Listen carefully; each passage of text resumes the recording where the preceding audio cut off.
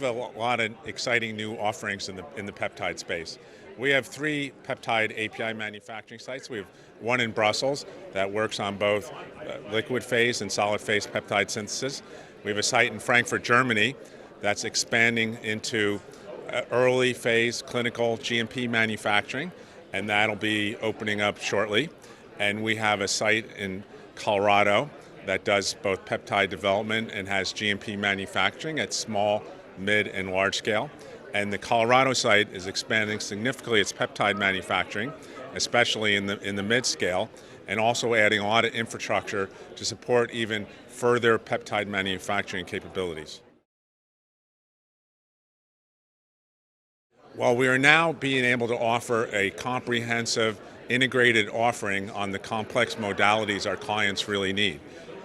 For example, we're going to be tying the oligonucleotide into the LNP formulation, lipid manufacturing, and sterile injectable fill and finish at our Caponago, Italy plant. And with the oligonucleotides manufacturing that we were previously doing, we paused it to really focus on building out our peptide manufacturing platform.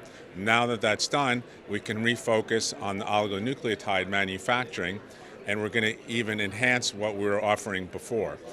For example, we have a multi-phase offering that we're going to be doing that's backed by our new owner, Astorg, private equity company based in France.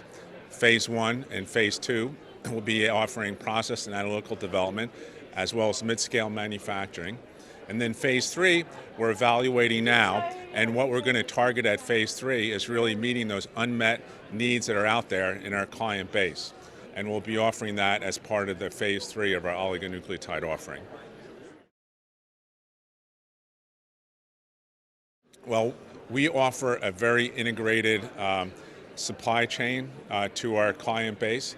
We do both the API and the sterile fill finish at our Italy plant, and we offer innovative solutions in both the development and manufacturing. And we can offer these at every scale out there, from small scale, mid scale, and large scale, both in the US and Europe.